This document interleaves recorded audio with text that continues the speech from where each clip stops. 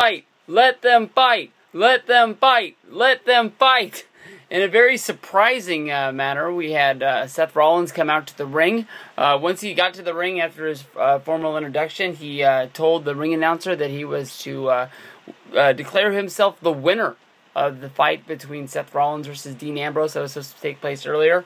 By Dean Ambrose being thrown out of the arena by Triple H, Seth Rollins declared that he should be the victor by forfeit, and that basically, you know, they should just ring the bell, give him a count-out victory, much like the Eric Bischoff versus Vince McMahon WCW win back in the day, when Eric called out Vince McMahon and basically asked to fight him on WCW pay-per-view. One of the things from the Monday Night Wars that everybody really remembers, a big high spot. But as I thought would happen later in the show when Seth Rollins would try to cash in, basically Dean Ambrose was able to sneak into the arena. You know, Triple H didn't put enough security guards out there on the door. Maybe the Rock's security guard gave him a ticket because he wanted to see Dean Ambrose whoop up on Seth Rollins and kick his ass all the way back. But you know, basically they met in the aisleway, and the fight was on. I mean, the people who are live for Battleground this year, they got a fight, and it was what they were worth. I'm sure that if I would have bought a ticket for Battleground to come to my town, I would have been excited to see this match, and for it to be canceled because of something that happened in the back is a lot like, you know, what happened in WWE back in the day when, you know, CM Punk was stripped of his World Heavyweight Championship because he was attacked by Legacy in the back. It sort of was a ripoff. Leaves you with the bad taste in your mouth about what's going down, and you don't really like it. You know what I mean? Like, you know, if I was at this show, I'd be damn, you know, well, pissed, because that was the fight that I wanted to see. Them at least having some sort of a brawl at ringside.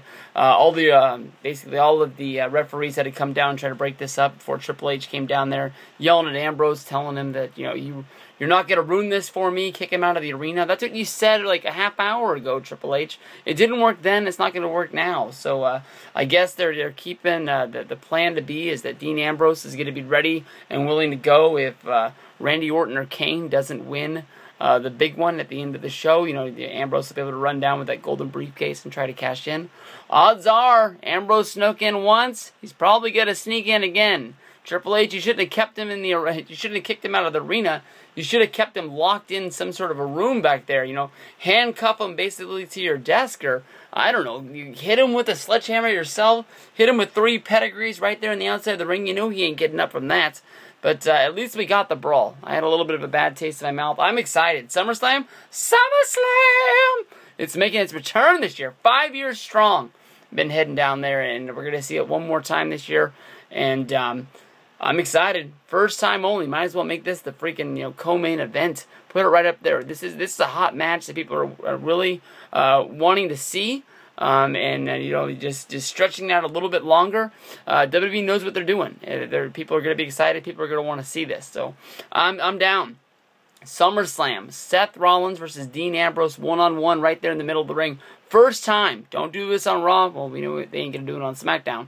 But, you know, I like this. This is going to be awesome. This is going to be fun.